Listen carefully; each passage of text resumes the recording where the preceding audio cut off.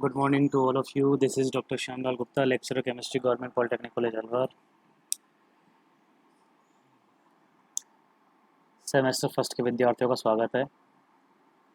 आज हम बॉयलर में कोरोजन कैसे हो सकता है उसके बारे में स्टडी करेंगे.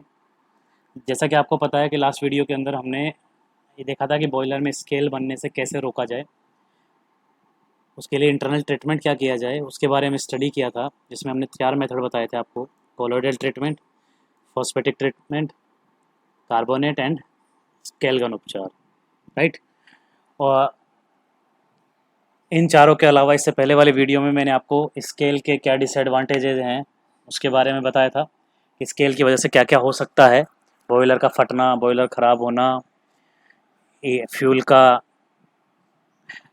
मिसयूज़ होना यानी एक्स्ट्रा यूज़ होना, फ्यूल का खर्च होना, इन सब के बारे में बात करी थी. लेकिन एक सबसे बड़ा डिसएडवांटेज है जो कठोर पानी यानी हार्ड वाटर का बॉयलर के अंदर है, वो कोरोजन है, संक्षारण. अब वो कैसे होता है वो संक्षारण बॉयलर के अंदर, कि किस तरह से होता है वो, वही हम देखेंगे यहाँ पर कि बॉयलर के अंदर कोरोजन किस तरह से हो जाता है, उसी के बारे में स्टडी करेंगे. तो देखते हैं हम बॉयलर के अंदर कोरोजन किस तरह से होता है, उससे क्या क्या रीज़न होते हैं.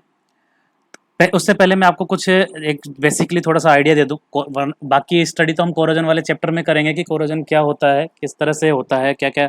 लेकिन कोरोजन के बारे में एक जस्ट थोड़ा सा ब्रीफ आइडिया दे देता हूँ मैं आपको. कोरोजन क्या होता है, देखिए जनरली कोरोजन जो होता है ऑक्सीजन की उपस्थिति में होता है, कि ऑक्सीजन अगर कहीं पर प्रेजेंट है तो वहाँ पर कोरोजन स्टार्ट हो जाता है. फॉर एग्जांपल आप लोगों ने अपने घरों में देखा होगा कोई लोहे की छड़ वगैरह अगर कहीं बाहर पड़ी रह गई और बारिश आ गई है या पानी गिर गया उसके ऊपर, तो जंग लग जाती है उस पर. जंग को ही क्या बोलते हैं, कोरोजन, रस्ट बोलते हैं. तो वो लोहे का कोरोजन हो जाता है. किसकी प्रेजेंस में हुआ, ऑक्सीजन एंड पानी की प्रेजेंस में हो गया. नमी जहाँ पर भी हो जाती है और ऑक्सीजन ऑलरेडी आपके एनवायरनमेंट में मौजूद है, तो उसका क्या हो जाएगा, कोरोजन स्टार्ट हो जाएगा. और वो धीरे धीरे क्या होगा, वो लोहा आप लोगों ने देखा होगा धीरे धीरे कुछ समय पश्चात वो बिल्कुल ही खत्म हो जाता है, वो इजीली टूट जाता है और बेकार हो जाता है. तो ऐसे ही धातुएं क्या होती है, कोरोजन की वजह से धीरे धीरे खराब होने लग जाती है. तो सेम हमारा जो बॉयलर है वो भी एक धातु का बना होता है, मेटल लोहे का बना होता है. तो अगर उसमें भी कोरोजन के चांसेज हैं, संक्षारण होने के चांसेज है, तो वहाँ का संक्षारण हो जाएगा और बॉयलर धीरे धीरे खराब हो जाएगा, जो कि काफ़ी महंगे आते हैं. और बॉयलर अगर खराब हो गया, कमज़ोर हो गया, तो अल्टीमेटली क्या होगा, विस्फोट होएगा क्योंकि वो प्रेशर झेल नहीं पाएगा, प्रेशर नहीं झेल पाएगा तो विस्फोट होगा. और विस्फोट होगा तो किसका नुकसान होगा, जो आसपास जो वर्कर्स हैं उनकी जान भी जा सकती है. क्लियर.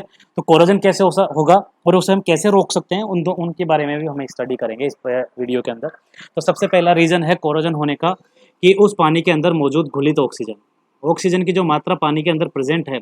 अब आपका पानी है, चाहे पानी हार्ड हो चाहे सॉफ्ट हो, आप अच्छे से जानते हैं उसमें O2 मौजूद होती है. पानी के अंदर ऑक्सीजन जरूर प्रेजेंट होती है.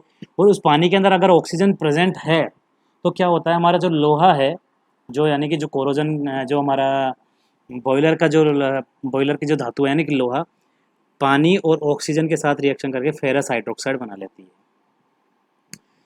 पानी और ऑक्सीजन के साथ रिएक्शन करके क्या बना लेती है, फेरस हाइड्रोक्साइड, FeOH का होल ट्वाइस. इसे क्या बोलते हैं, फेरस हाइड्रोक्साइड.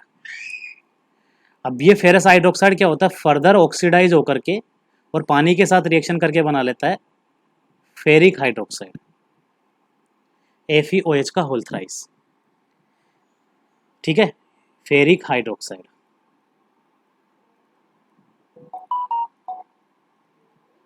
ये हम कोरोजन वाले चैप्टर में पढ़ेंगे अच्छे से कैसे होता है ये फेरिक हाइड्रोक्साइड. और ये फेरिक हाइड्रोक्साइड फिर फाइनली किस में कन्वर्ट हो जाता है, जंग के अंदर कन्वर्ट हो जाता है. तो इस तरह से ऑक्सीजन की प्रेजेंस भी जंग के लिए जिम्मेदार हो जाती है, कि ऑक्सीजन अगर प्रेजेंट है कहीं उसके अंदर तो वो भी क्या लगा देगी, जंग का निर्माण कर देगी. तो यानी अगर ऑक्सीजन प्रेजेंट है तो उसको रोकना चाहिए कैसे भी करके. तो अगर हमें बॉयलर को ख़राब होने से रोकना है तो ऑक्सीजन को हटाना जरूरी है. तो क्या होता है, ऑक्सीजन की उपस्थिति में लोहा हमारा पानी और ऑक्सीजन के साथ रिएक्शन करके क्या होना था, फेरस हाइड्रोक्साइड, जो फर्दर किस में कन्वर्ट होता है, Fe2O3 H2O के अंदर. ये Fe2O3 जो होता है यही क्या कहलाती है, रस्ट. अब इसके साथ अगर H2O प्रेजेंट है तो ये नम रस्ट कहलाती है, यानी कि गीली रस्ट. और अगर ये नहीं है तो वो सूखी रस्ट कहलाती है. जैसे कि आपने लोहे पर देखा होगा, हाथ से रगड़ते ही वो फट जाता है, तो वो जंग कहलाती है. ठीक है, फर्स्ट रीजन तो ये हो गया. सेकेंड रीजन की बात करते हैं, घुलित कार्बन डाइऑक्साइड. अगर पानी है, पानी के अंदर कार्बन डाइऑक्साइड मौजूद है, तो क्या क्या होता है, कार्बन डाइऑक्साइड, गर्म पानी, पानी बॉयलर है, बॉयलर में पानी गर्म होगा, गर्म पानी के साथ रिएक्शन करके H2CO3 बनाती है। और H2CO3 क्या है? अम्ल है, कार्बोनिक अम्ल। और मैंने आपको बताया कि जो संक्षारण है वो अम्ल की उपस्थिति में बहुत तेज़ी से होता है। अगर अम्ल कहीं पर प्रेजेंट है तो, और ऑक्सीजन और पानी प्रेजेंट है, तो संचारण बहुत तेज़ी से होता है और लोहा धीरे धीरे गलने लग जाता है। तो इसी तरह बॉयलर में क्या बन रहा है, कार्बोनिक एसिड बन रहा है, किसकी वजह से? CO2 की वजह से। और कार्बोनिक एसिड बन रहा है तो धीरे धीरे नुकसान पहुंचाने लग जाता है। तीसरा, गर्म पानी में कैल्शियम क्लोराइड और मैग्नीशियम क्लोराइड दोनों अभिक्रिया करके क्या बना लेते हैं? हाइड्रोक्साइड और HCl। ये पहले भी काफ़ी बार रिएक्शन आ चुकी है, हमने लास्ट में इंटरनल ट्रीटमेंट के अंदर भी देखा था। इसके अलावा हमने जो बॉयलर में स्केल बनने की वजह से, स्केल बनने के लिए कौन क्या क्या जिम्मेदार है, क्या क्या रीज़न है, उसके अंदर भी देखा था। तो MgCl2 क्या करता है? H2O के साथ रिएक्शन करके MgOH का अल्टवाइस और क्या बना देगा? HCl। मैंने आपको बताया था कि वहाँ 2 मोल काम आते हैं, लास्ट वीडियो में बताया था।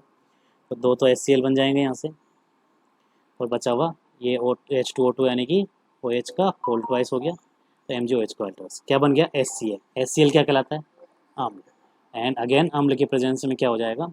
कोरोजन हो जाएगा। देखिए कैसे, HCl साथ मिलकर FeCl2 बना देगा, जो हाइड्रोलाइज हो गया FeOH का अल्टवाइस बना देगा, और ये FeOH का अल्टवाइस, ये वाली स्टेप आ गई आपकी वापस। FeOH का अल्टवाइस फर्दर ऑक्सीजन के साथ रिएक्शन करके बना देगा, रस्ट का निर्माण कर देगा। तो इस तरह से कोरोजन हो जाता है बॉयलर का। तो यानी कि इसके लिए, बॉयलर के कोरोजन के लिए, ये MgCl2 CaCl2 जो मौजूद होते हैं, वो पानी के साथ रिएक्शन करके क्या हाइड्रोक्साइड और HCl बनाते हैं। HCl क्या होता है? एसिड होता है, जो लोहे के साथ रिएक्शन करके FeCl2 बना लेगा, और FeCl2 फर्दर H2 के साथ रिएक्शन करके फेरस हाइड्रोक्साइड बनाएगा, और फेरस हाइड्रोक्साइड धीरे धीरे किस में कन्वर्ट हो जाएगा? और फेरस हाइड्रोक्साइड धीरे धीरे फेरिक हाइड्रोक्साइड में, और फर्दर किस में कन्वर्ट हो जाएगा? जंग के अंदर कन्वर्ट हो जाएगा, और अल्टीमेटली जंग लग जाएगी। तो इस तरह से जंग का निर्माण हो जाता है, कोरोजन। तो इस तरह से कोरोजन स्टार्ट हो जाता है, और इस तरह से इन 3 रीजन की वजह से कोरोजन हो जाता है बॉयलर का।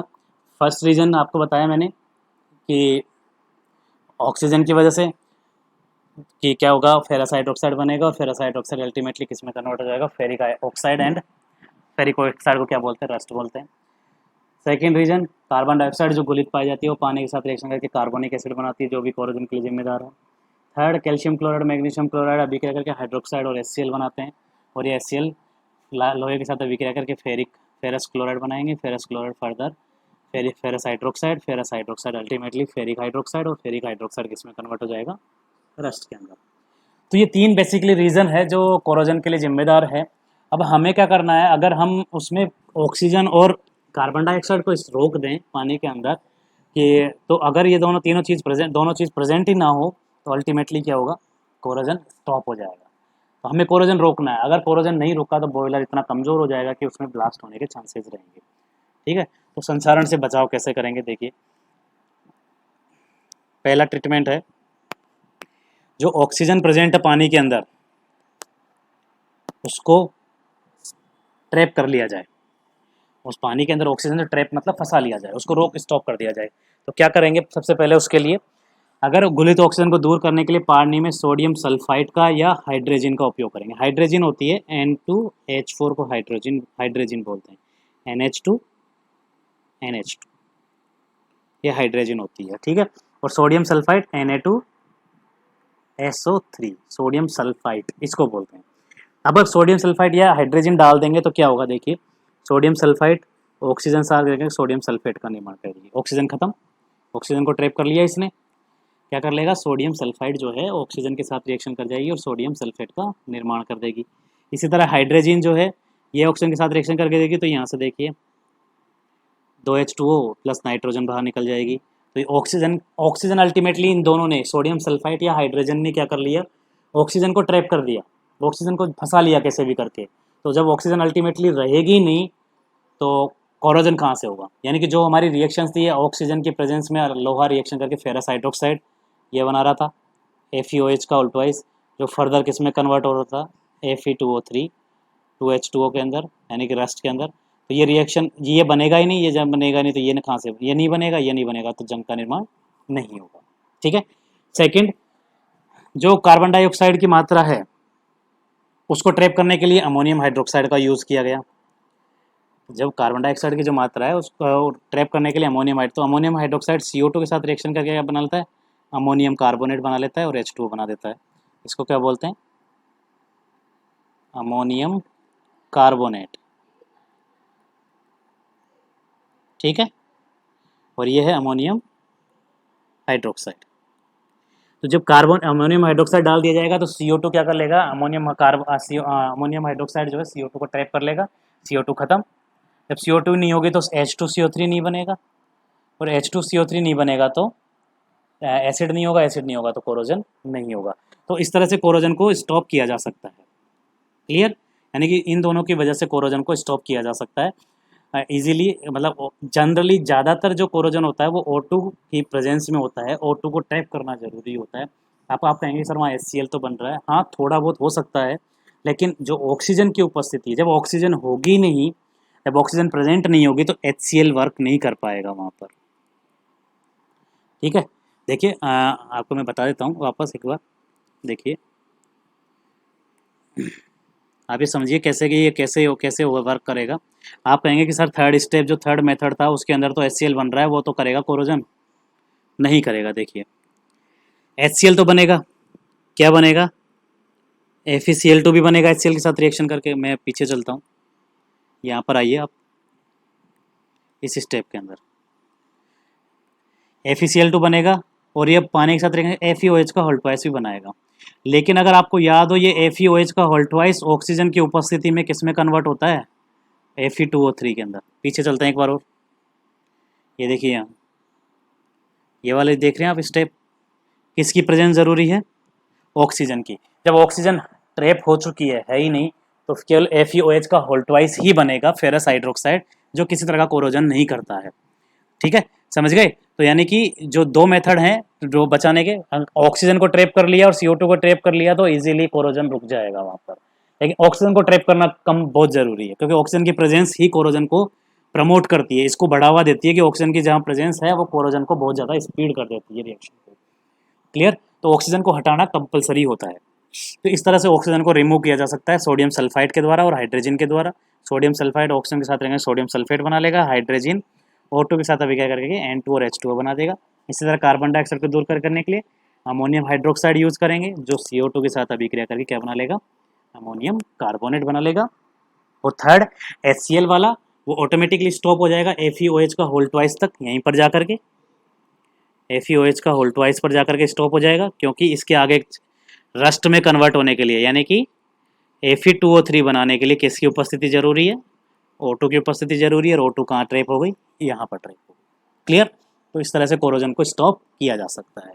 तो ये बहुत ज़रूरी है। अगर कोरोजन होगा तो अल्टीमेटली क्या होगा, बॉयलर कमज़ोर होगा, बॉयलर कमज़ोर होगा तो उसमें विस्फोट होने के चांसेस रहेंगे, और विस्फोट होने के चांसेस जहाँ पर होते हैं आप जानते हैं बेहतर, कुछ भी दुर्घटना घट सकती है। ठीक है। तो इस तरह से बॉयलर में कोरोजन को स्टॉप किया जा सकता है इजीली। नेक्स्ट है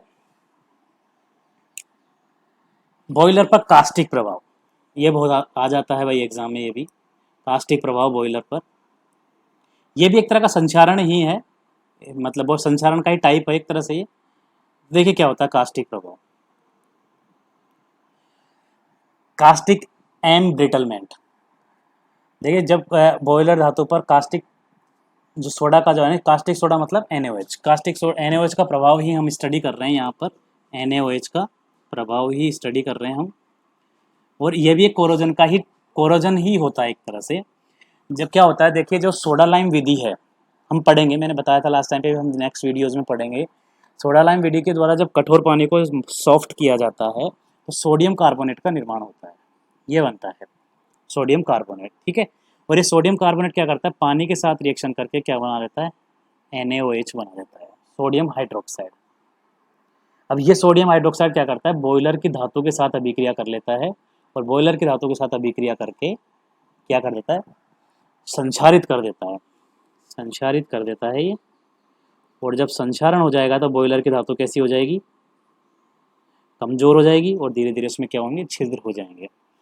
तो अब इसको रोका कैसे जाए कास्टिक प्रभाव को?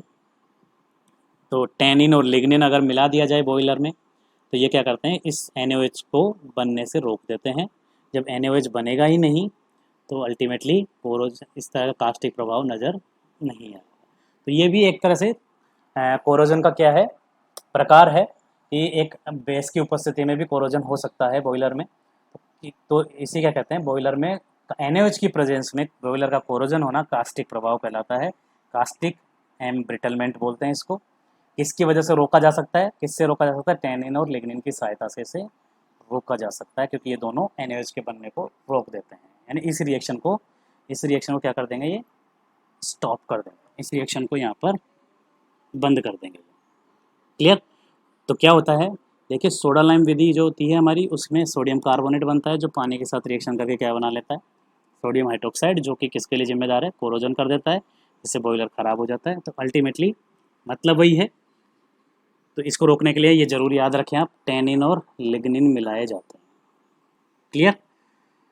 तो इस तरह से हम बॉयलर के अंदर संचारण को रोक सकते हैं। तो ये हमने कुछ संचारण के, बॉयलर में संचारण कैसे होता है, ये आ जाता है एग्जाम में, बड़ा क्वेश्चन है, बॉयलर में संचारण कैसे होता है। तो हमने देखा बॉयलर भी लोहे का होता है, गलित ऑक्सीजन की वजह से, CO2 की वजह से, इसके अलावा FeCl2 और कैल्शियम क्लोराइड मैग्नीशियम क्लोराइड की वजह से HCl का निर्माण होता है, उसकी वजह से। स्टॉप कैसे करें, अगर ऑक्सीजन को रोकना है तो सोडियम सल्फाइड और हाइड्रोजन डाल दें, इन दोनों की वजह से स्टॉप हो जाएगा, ऑक्सीजन बंद हो जाएगी। कार्बन डाइऑक्साइड को रोकना है तो अमोनियम हाइड्रोक्साइड डाल दो, जो अमोनियम कार्बोनेट में परिवर्तित हो जाएगी। तीसरी स्टेप ऑटोमेटिकली रुक जाएगी, क्योंकि उसमें केवल किसका निर्माण होगा, फेरस हाइड्रोक्साइड का होगा। उसको आगे रस्ट में कन्वर्ट करने के लिए, जंग में कन्वर्ट करने के लिए क्या चाहिए होगी, ऑक्सीजन, जो कि हमने यहाँ स्टॉप कर दी। और लास्ट है कास्टिक सोडा प्रभाव। कास्टिक प्रभाव ये किस, सोडा लाइम विधि में क्या बनता है, सोडियम कार्बोनेट, जो किस में कन्वर्ट हो जाता है, NaOH में, जो कि कोरोजन कर देता है बॉयलर का। तो इसको रोकने के लिए क्या मिलाया जाएगा, टैनिन एंड लिग्निन। तो ये है बॉयलर का कोरोजन, बहुत महत्वपूर्ण है, ये डिसएडवांटेज है बॉयलर का, बॉयलर में हार्ड वाटर का।